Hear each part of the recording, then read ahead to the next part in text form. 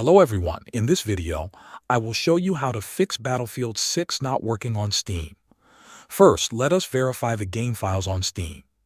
This simple check can repair missing or damaged files. Open Steam on your computer and go to your library. Find Battlefield 6 in the list on the left side.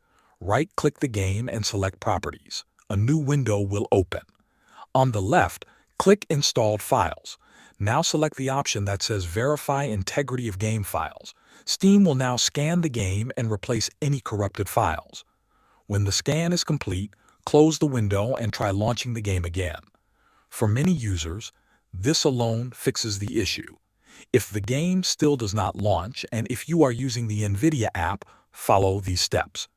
Open the NVIDIA app on your computer. When the app loads, go to the home section where your games are listed. Find Battlefield 6. Click the game to open its options. Once you are on the graphics page, select Battlefield 6 from the list.